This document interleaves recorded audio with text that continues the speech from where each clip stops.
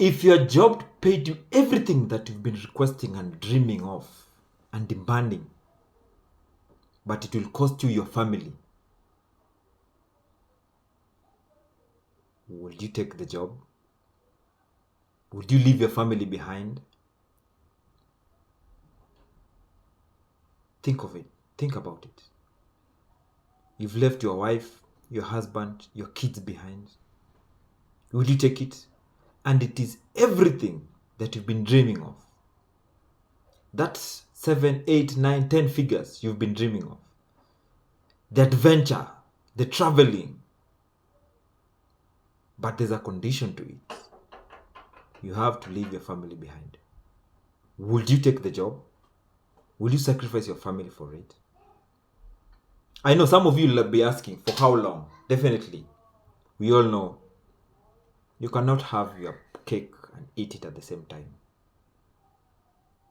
Chances are it can take at least 10 years. At least 10 years. Would you leave your family behind?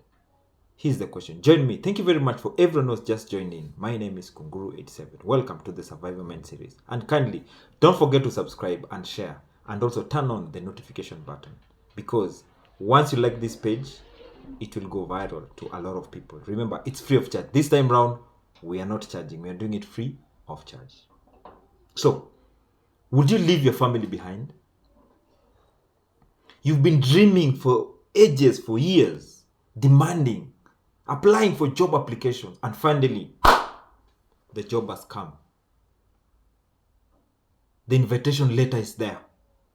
All you need to do is leave everything behind. People always argue for men it's easy. But for women it's not easy. I have a better thinking or a better thought. It's not easy for everyone. And sometimes people say that the devil is working 24 hours a day, round the clock.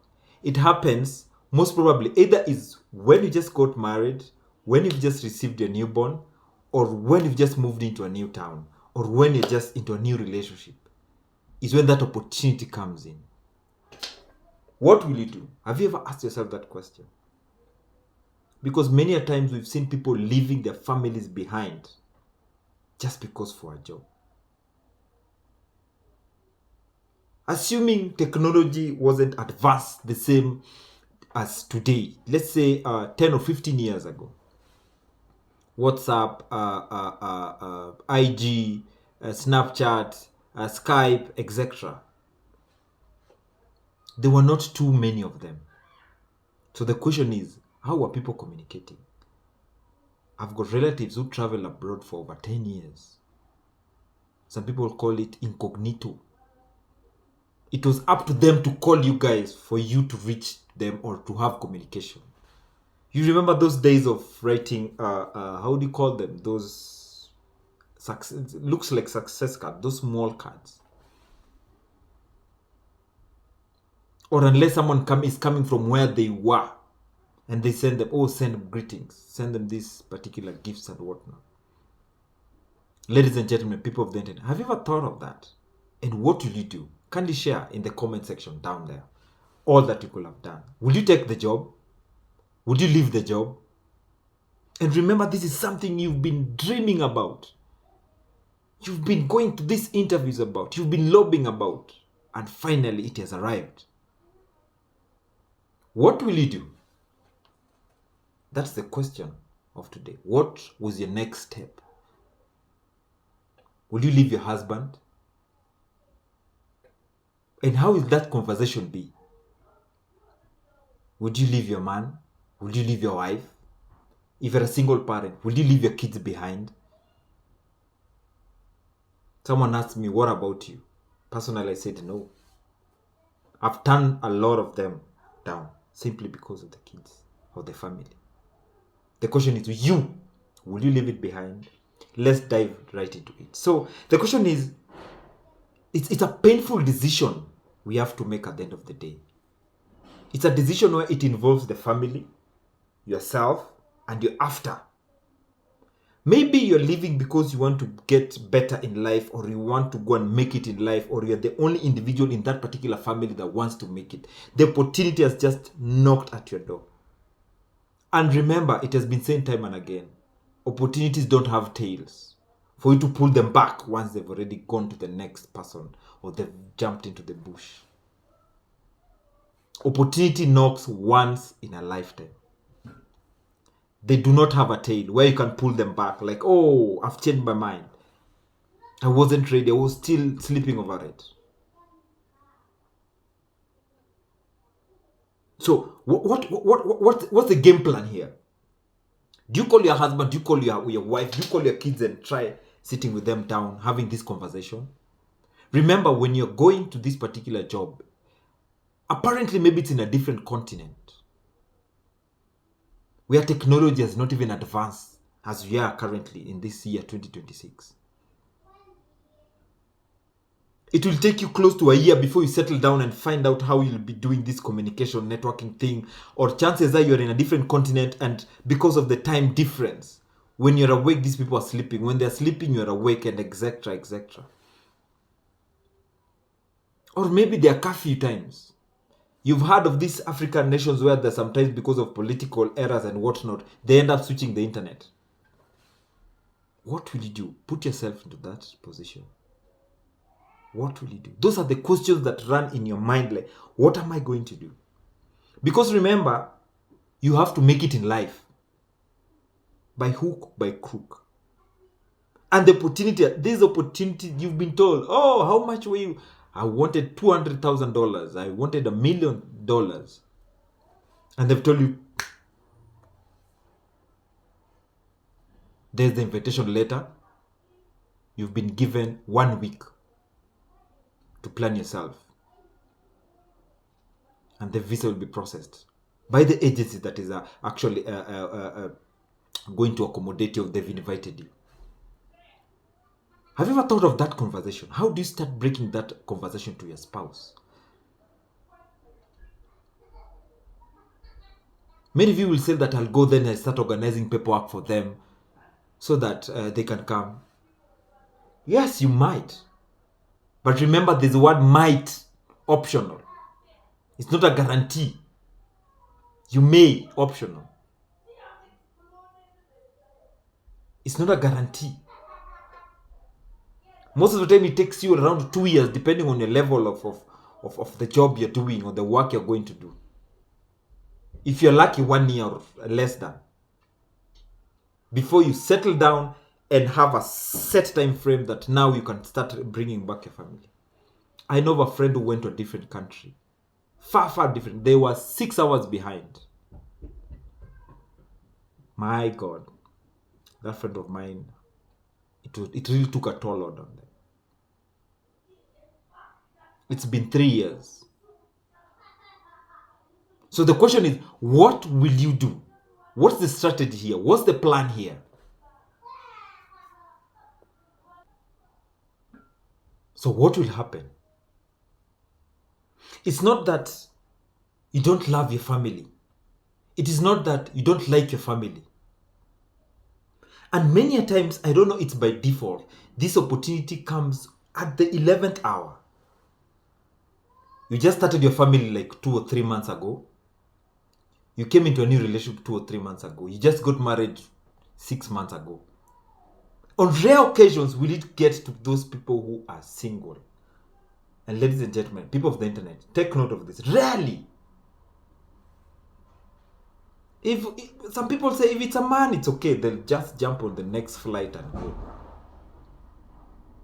For women, what about women who are outside there? You know what our family expects from us is that we give them time. They need our presence there. There's that emotional support they need to give you.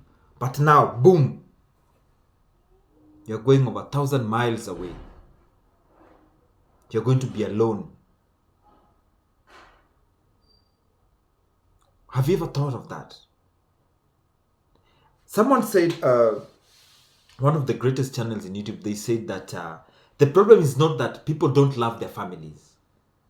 It's that survival has become expensive.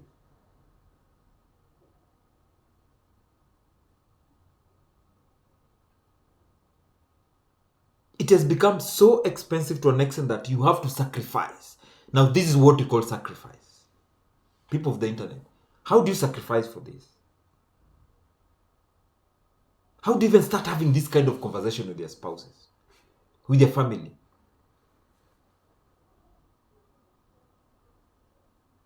Assuming it's a new relationship, are you ready for a long distance relationship? Is it a point where you guys will call it quits? Like, due to the events that have just overseen, they were unseen or unforeseen for that matter. Unfortunately, our journey ends here.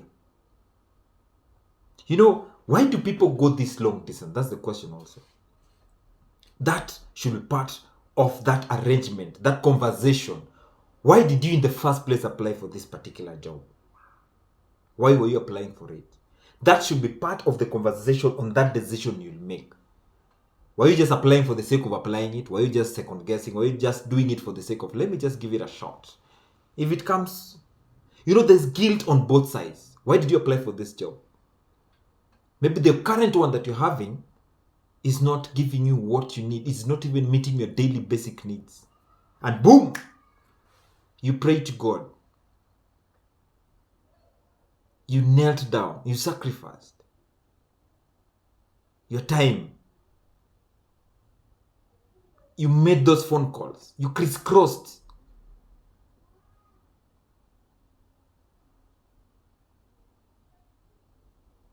Some of you even went on what do you call it? You take time off the public. Some of you, it's called fasting. And then the opportunity has presented itself. Boop. That conversation, is it that because of the fear of poverty, because of the fear of the unknown, we decided, let's take a shot on this. Let's apply this. At the end of the day, we've got nothing to lose. But now, the opportunity has come. You're the only sole provider of the family. The family that is so dependent on you, finally, the opportunity has come. Now, you have to go back again to them and tell them, ABCD has happened. Unfortunately, it's not for 1, 2, 3, 4, or 5 years. It's a minimum requirement of 8 years. You'll be fortunate enough, most of the contracts outside there, they tell you it's 4 years or 2 years.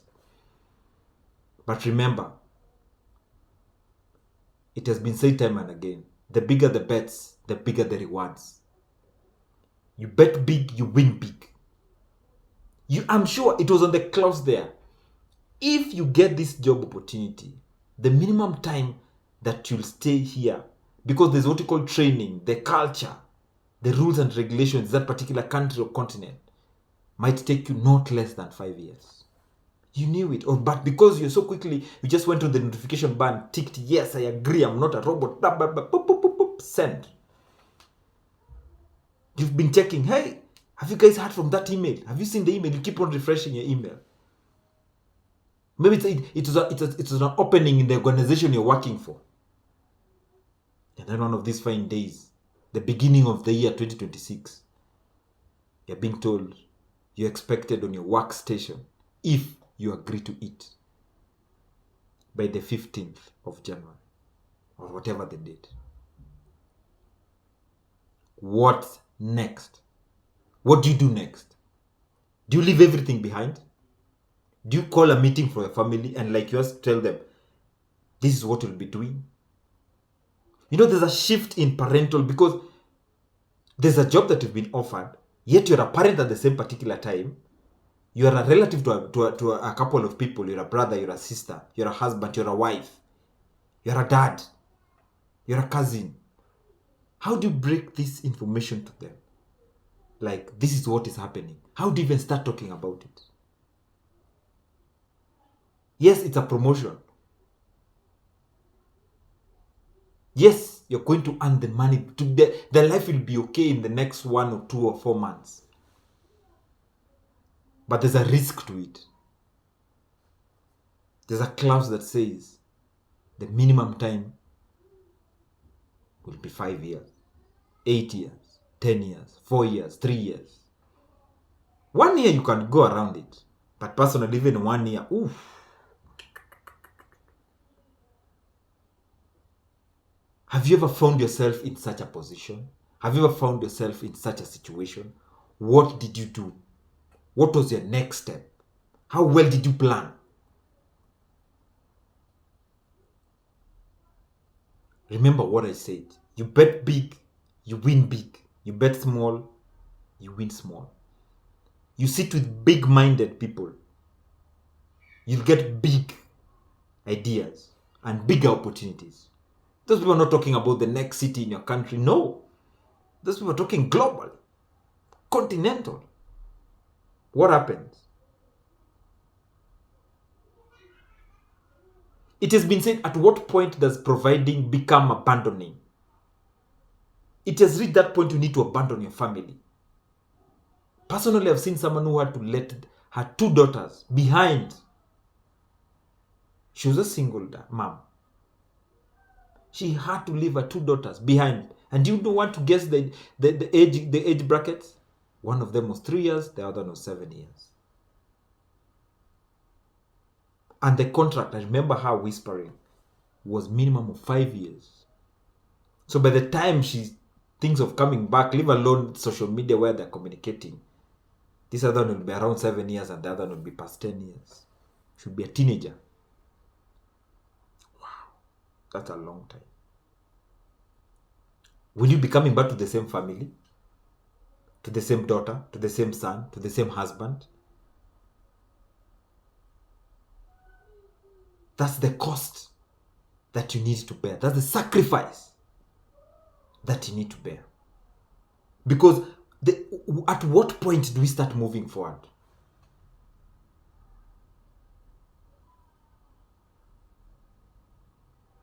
Are there regrets that you'll have later in life? When suddenly you come back and things have changed, technology has improved. The daughter you left with, assuming you've been given 10 years, the daughter you left that was 2 years old, 3 years old, is 13 years. That's a teenager. Will you have regrets of the decisions that you made? If it was the man or the woman, they can't wait for you. Life has to go on. People have to move. Let's assume you're single, you don't have a family. Maybe the cousins and relatives, but your own family don't have them. Do you think they could have waited for you? Do you think they could just sit down and, I can wait for you? Yeah, there's phone call. This is how it starts. Phone call today. You've slept. Oh, tomorrow I got tired from work.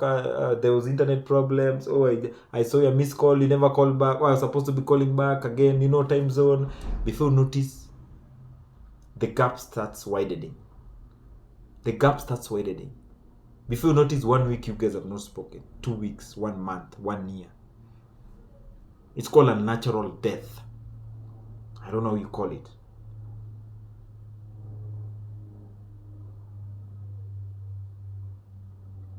A lot of times it has been said that you don't regret working. You regret the sacrifices that you took to work. Because that's a huge sacrifice. Even marriage, those who are in marriages, I've seen marriages getting broken. We tend to lie to ourselves, it can go on, it can cover. You've been told in that contract, minimum time is 5 years before you can come back.